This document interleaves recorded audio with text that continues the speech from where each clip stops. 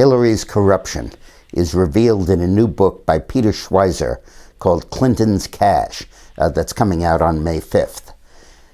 The whole concept is that when Hillary became Secretary of State, and before that when she was a presidential candidate, and after that when she was still now a new presidential candidate, Bill and Hillary Clinton cashed in big time on her fame, her potential to be president, and her power as Secretary of State.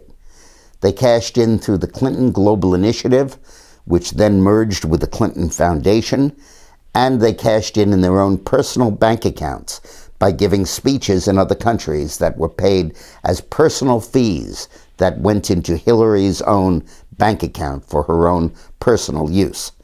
And in return, countries, governments, corporations, individuals that sponsored these speeches got all kinds of favors, some directly given, some implied.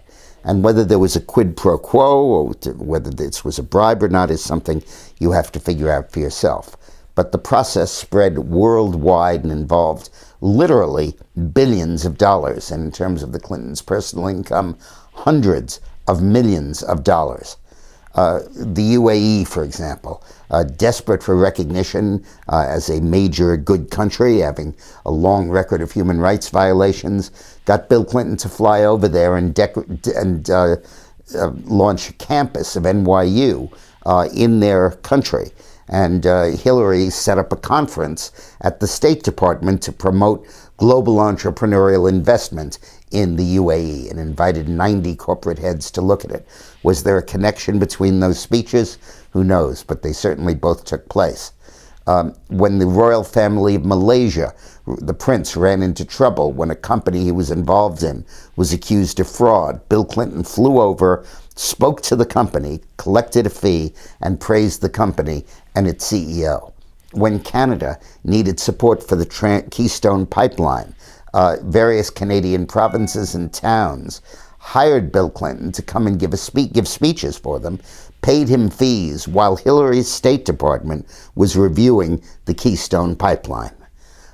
China was involved, obviously, in trying to continue its process of currency manipulation that results in this enormous trade deficit with the United States. Hillary never spoke about that and never really addressed it when she traveled to China and when she met with Chinese leaders. Was that connected in any way with Chinese speeches that paid Bill Clinton? Oddly, most of those speeches were cloaked in an innocuous title, like the Silicon Valley Business Development Company, or the Shanghai Sports Authority, or other designations like that. But then when you read the fine print, they were sponsored by organs closely connected with the Chinese government. This entire scandal is a massive bribery scandal. It's like a RICO organization.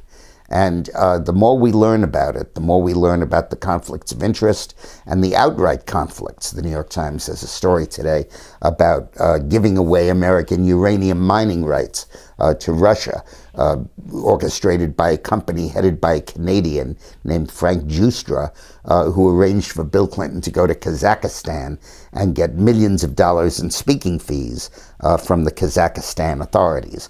And in return, or who knows in return, at the same time, the State Department sat by passively and indeed approved Putin's acquisition of much of this uranium.